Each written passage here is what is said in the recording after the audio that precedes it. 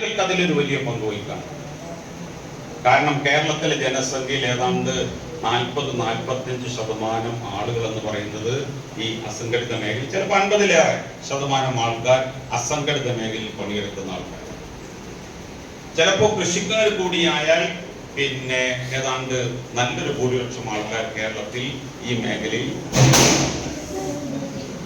ഇവരെല്ലാവരും കൂടി ചേർന്നാൽ തീർച്ചയായിട്ടും ഒരു ഭരണമാറ്റത്തിലേക്ക് കേരളത്തെ നയിക്കാൻ സാധിക്കും എന്ന കാര്യത്തിൽ യാതൊരു സംശയമില്ല. അപ്പൊ കേരളം ആര് ഭരിക്കണം എന്ന് തീരുമാനിക്കുന്നതിൽ നിർണായകമായ പങ്ക് വഹിക്കുന്നത് കേരളത്തിലെ തൊഴിലാളികളാണ്. ആ തൊഴിലാളികളാണ് ഇവരെ അധികാരത്തിൽ കൊണ്ടുവന്നത്. ഇവരധികാരത്തിൽ കൊണ്ടുവന്ന തൊഴിലാളികൾക്ക് ഇപ്പോൾ മനം മടുത്തിട്ടുണ്ട്. തിരുവനന്തപുരത്ത് പോകുന്ന ആൾക്കാർക്കറിയാം, ഒരു ദിവസം പോലും തിരുവനന്തപുരം സെക്രട്ടേറിയറ്റ് മുന്നിൽ സമരമില്ലാതെ കടന്നു പോയിട്ടുണ്ടാകും. അത് നമ്മുടെ സമരം മാത്രമല്ല, STUവിന്റെ സമരം മാത്രമല്ല, INTUCക്കാരുടെ സമരം മാത്രമല്ല, ഈ സർക്കാരിനെ അനുകൂലിക്കുന്ന ആളുകളുടെ സമരം, ഏറ്റവും തീഷ്ണമായ സമരം പോലും തിരുവനന്തപുരത്ത് നടന്നുകൊണ്ടിരിക്കുക.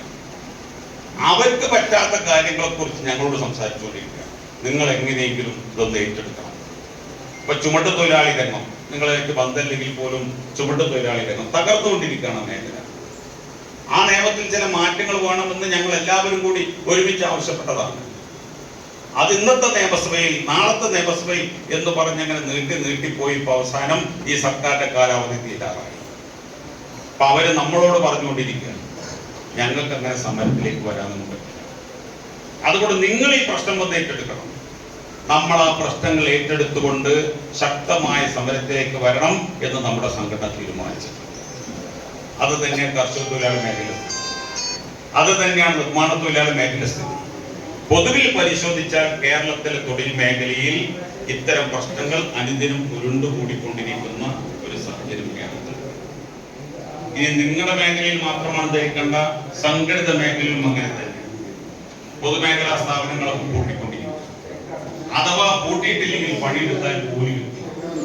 അപ്പൊ ജോലിയുണ്ട്, കൂലിയില്ല എന്ന സ്ഥിതി പൊതുമേഖലാ സ്ഥാപനങ്ങൾ, ചില പൊതുമേഖലാ സ്ഥാപനങ്ങൾ പൂട്ടിക്കൊണ്ടിരിക്കും.